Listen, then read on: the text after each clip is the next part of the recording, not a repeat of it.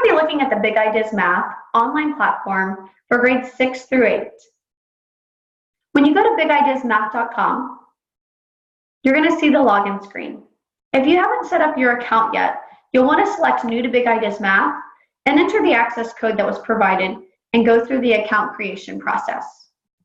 If you have set up your login credentials, you'll simply select Login, enter the email address that you had set up in your login credentials, enter the password that you created. If you are accessing the platform through Clever or through ClassLink, you'll want to be sure to select those. When you're ready to log in, simply click Login. This is going to take you to the dashboard. If you haven't created a class yet, you will see a notification that you do need to create a class. And you should see a screen that looks similar to this to add a class. You'll simply enter your class name, select the grade, enter the period, which is optional, select your start date, as well as your end date for that class, and you'll want to make sure you choose your book. Then you simply select Add, and that class is added to your class management system. In the upper right-hand corner, you're going to see the 3 bars. I will refer to this as the hamburger menu. We're going to start at the dashboard so that way we can see what we would normally see when we log in. So I'm going to select hamburger menu and go to dashboard. From the dashboard, you're able to see that you can access the homepage for Big Ideas Math. Any classes that you have created are listed first. By selecting the arrow, you can see each of your classes that you have created, the book that you have selected for that class, as well as your login credentials.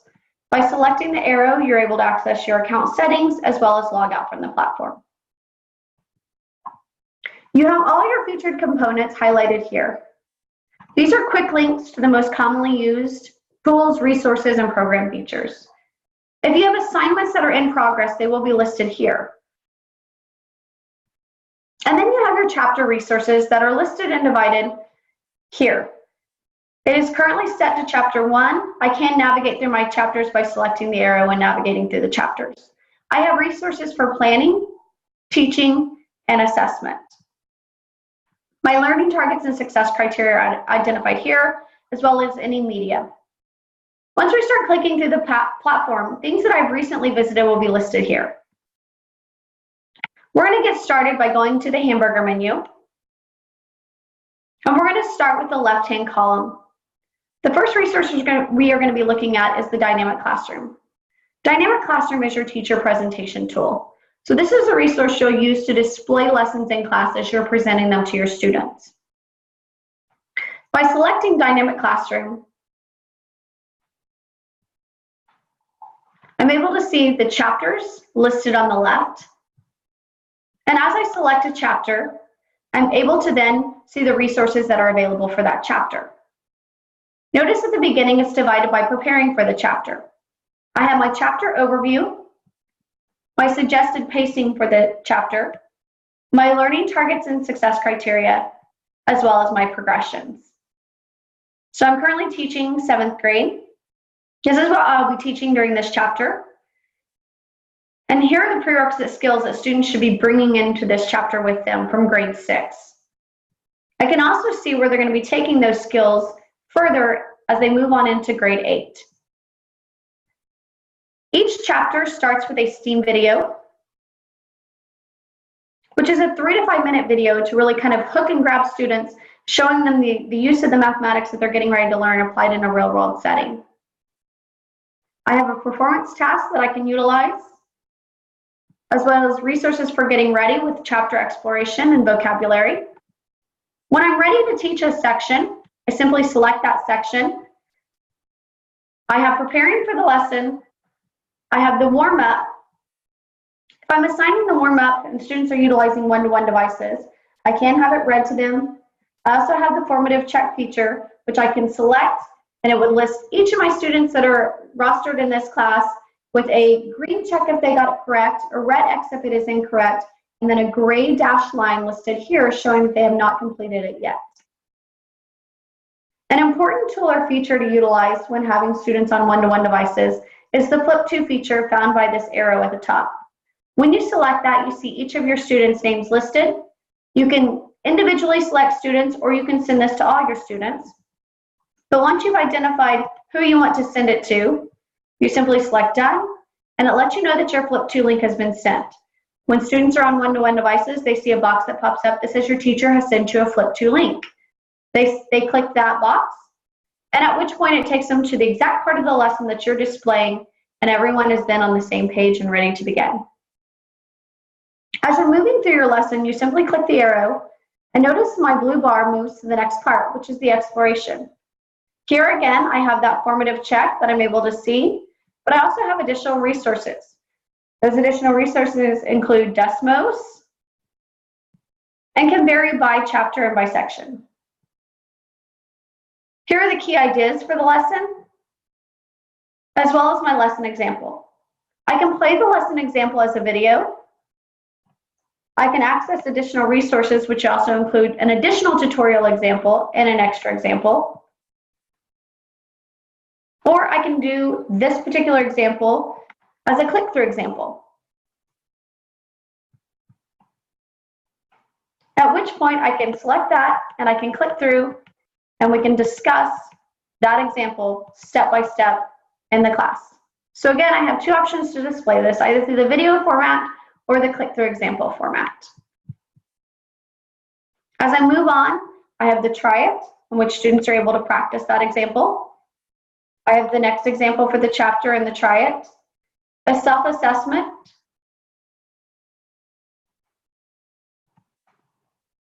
and then the exercises for the chapter. And as you can see, as I click that arrow, I simply moved to the next part of each lesson. Once I've completed all the lessons within a given chapter, I have the opportunity to connect concepts, a chapter review, a practice test, and a cumulative practice as well. At the top, my learning targets are quickly able to be accessed in student-friendly language with I can statements. I also have quick access to math tools that are interactive tools. I can add any notes to that particular lesson that I would like to add, as well as access Lori's notes for that particular lesson. Going back to the hamburger menu, we're now going to move to resources. In the resources, it always defaults to the program I'm using, which is Modeling Real Life. However, I am able to select other resources as well. For example, I can go to Bridge to Success High School and access the high school resources. The book is default set to the book that I'm using, but as you can see, I have access to all the books that are available within the platform.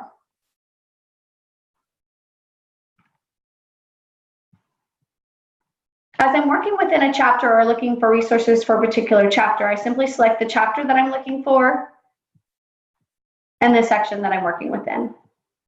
Currently, I'm able to see all the resources that are available at the whole chapter level, including additional topics and lessons, my answer presentation tool, the assessment book, and again, this is at the whole book level. As I filter down into a specific chapter, I'm able to see those resources available in Microsoft Word and PDF format. Notice that I have the assessment book and the assessment book Spanish edition.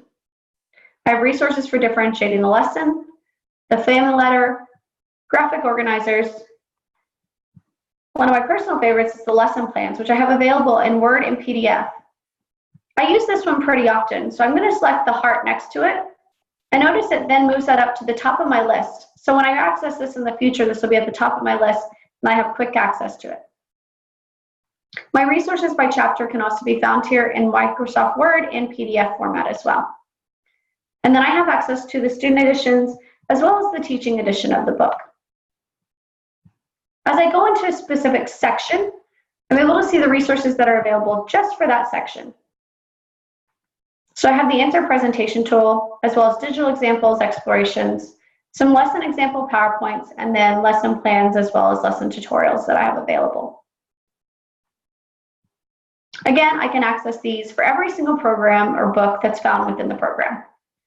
I can also select just planning resources, just teaching resources, and then any ancillaries, RTI, or answers that I'm trying to locate. Going back to the hamburger menu, I'm now going to go into assignments. To create an assignment, I select the red new button. And when I click that arrow, notice I have the option for a practice, an assessment, or a progression benchmark. We're going to start by creating a practice assignment. Again, it does default to the program that I'm using and the book that I'm currently using. However, I can create an assignment from any book that's found within this particular program, or I can move to another program and select an assignment, create an assignment from one of those. I'm going to select the chapter that we're working in, and I'm going to select the lesson that we've been working from. Notice I have 3 options available. I have the exercises that are found, which are 47 questions. I can do a self-assessment for the concepts and skills. There are 6 there, and a self-assessment for problem solving, and there are 4 there. If I wanted to assign all the questions, I simply click the red assign button. If I want to go in and individually look at questions and select from that, I simply click the writing, and I have each of the questions listed here. I can divide this assignment by looking at only the even questions or only the odd. I can set it up as a day 2 or day 1 or a day 2 assignment. I can determine the level as emerging, proficient, or advanced, and really create differentiated assignments for those students that are within those levels. Or I can search by DOK level and only select those questions that are found within a given DOK range. When I want to select questions, I simply select the box that's next to the question. And notice as I scroll through, I see this symbol. This lets you know that students will have access to a tutor during this exercise. You do have the option to turn that feature on or turn it off, and I'll show you how to do that. As I select questions, I want to go up and make sure that I'm adding those to the assignment. When I see a question that has this, I know that that particular question requires manual scoring. So I will, as the teacher, need to go in and score that question if it is one that I assign. So notice on this example, they were going to have to explain their reasoning. So I would have to go in and score their reasoning. I'm ready to assign this assignment. So notice in the top right here that I have 4 questions that I've created or that I have selected. I'm able to create my own questions by selecting the create question, and then I can go in and choose what type of question I want to create, and then walk me through the process of creating that question to add to the assignment. I'm going to click the red assignment button, and I'm going to give this assignment an assignment name. I can preview the assignment, I can save to my library, or I can select assign. When I select assign, it's going to take me through the process of saving this to my library.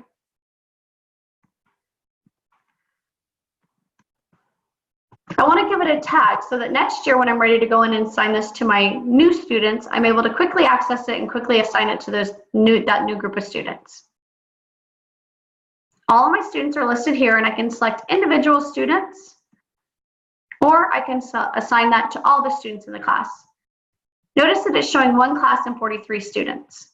If I wanted to assign this to additional classes, I simply select the arrow and then select that class, and I would be able to assign it to those students as well.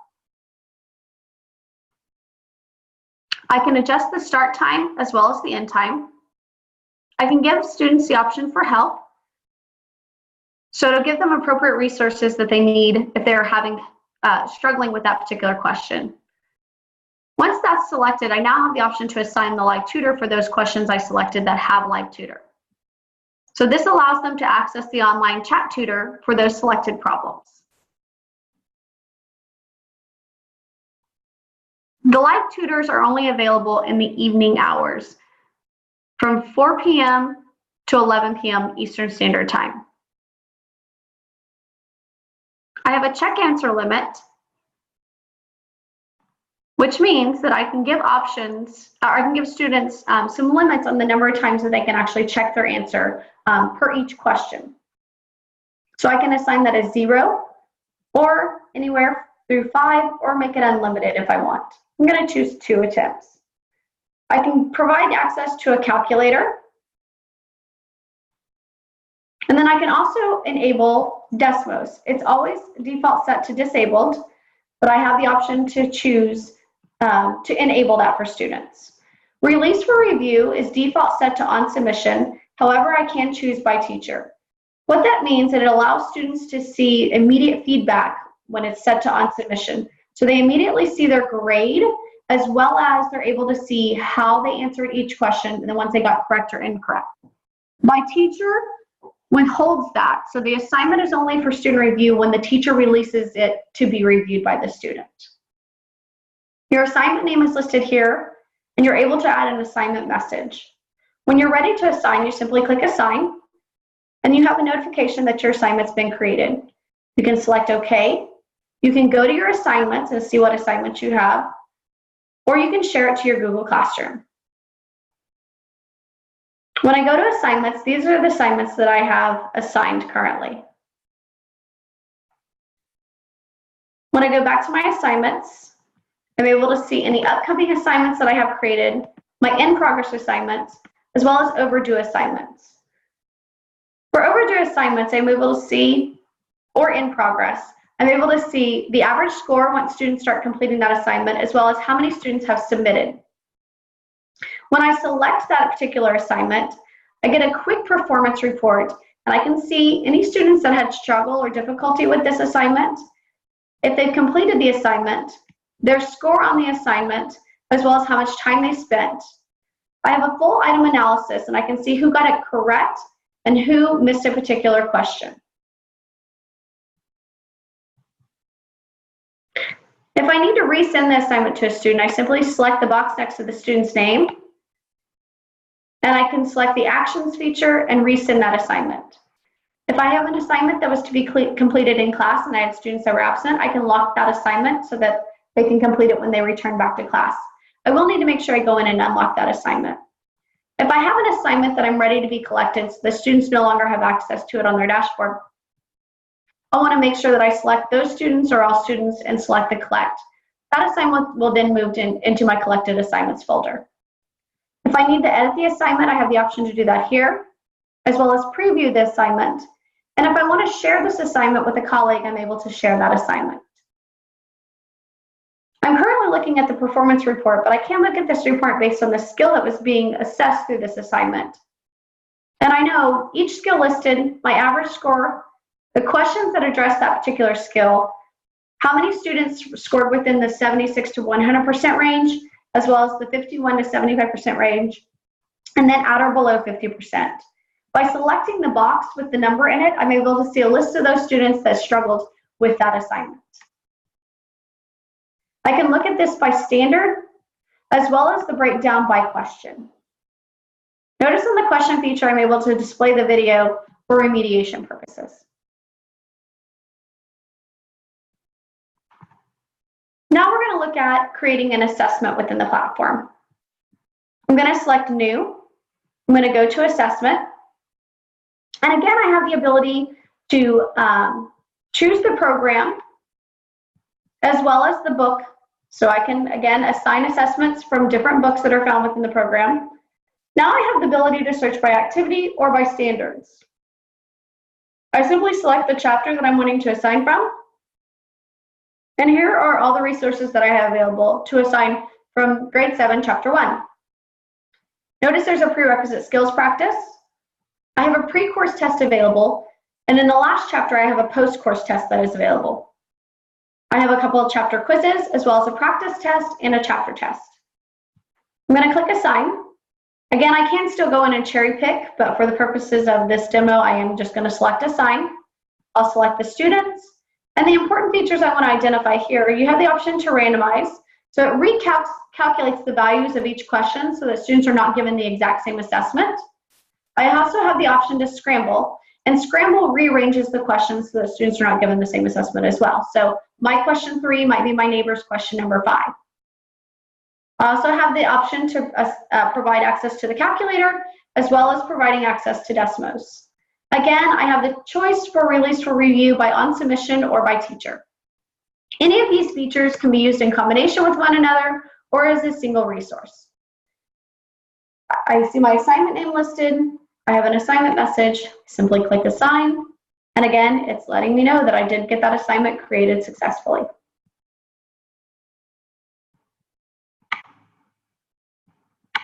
So now I have 4 in-progress assignments. My assessments are identified here by the type, and then my practice or homework, however you set that up, is identified right here as practice. Going to the hamburger menu, we're now going to move to the middle column. The math tools are set up as by grade level. So when I select middle school, I have access to all the interactive tools that are available at the middle school level, as well as my math tool paper and graphic organizers. Notice your graphic organizers can be accessed in PDF and Word doc. Going back to the hamburger menu and looking at the skills trainer allows students to practice a set of skills that are found within each grade level and the key topics that are found within that grade level. So when a student selects a skills trainer assignment, they would go in, they would enter their response, they can check their answer and see if they got that answer correct or incorrect and what the correct answer was. At any point, a student can have this read to them, or they can select the stop option and have the ability to then go in and watch a video that shows them how to approach that. They can go back and practice that skill again, or they can choose the option to return to skills. As a teacher, you are able to access a report that shows which students have accessed skills trainer, the skill that they worked on, and how much time they spent on that particular skill, as well as their score on that skill. Going back to the hamburger menu, we're now going to look at the game library. Game library is divided by grade level, and students and teachers have access to every grade level. There are interactive games. The black writing underneath the game name identifies what that particular game covers. Games are set up as 1-player or 2-player options. They can access this as an interactive game, as well as accessing the PDF games that are available in English and Spanish that can be played in the classroom as well. Going back to the hamburger menu, we're now going to go back to our dashboard. Remember, your dashboard is your landing page, so this is where you'll have quick access to the tools and features that you'll be using on a regular basis. When you first log in, this is where it will always take you. You have quick access to your dynamic classroom, your resources, the video library, a quick start guide for the program, some class management tools and features, we'll get into that in just a minute, your math tools, your state-specific resources, as well as accessing your ebook. When accessing your ebook, you'll select it, you'll select the book that you're teaching from, and then be able to access that ebook online. The interactive ebook that is found through this feature is interactive. So if Desmos is embedded for an exploration activity, students will have direct link access to that. Again, your chapter resources that you'll be accessing using for planning, for teaching, for assessment, the sites that you've recently visited, as well as any media that's associated with that chapter, and your learning targets and success criteria.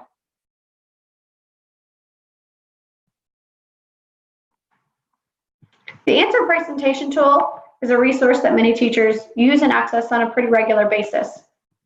It defaults to the book you're teaching from, the chapter you've been working within, and then you simply collect what you assigned, and then what questions you assigned from that. So if you assigned 1 through 50, you can display all through 1 through 50. If you assign questions 1 through 15 odd, and then questions 20 through 26 even, and then individual questions that went along with that, you simply enter that information, choose to show solutions.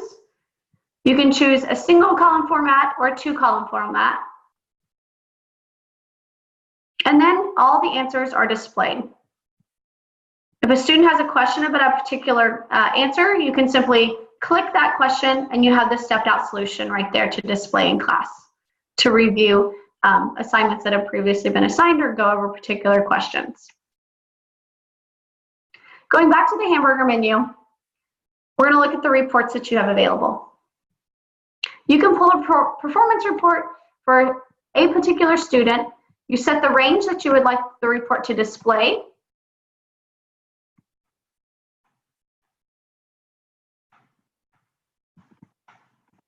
You select load report, and then you're able to see a report for each assignment for that particular student and how they performed on that assignment. You can also pull reports by standard, and you can look at your skills trainer report. Skills trainer report shows your students, the date that they attempted a skill, the skill that they practiced, their score on that skill, and how much time they spent. You can also search this by skill.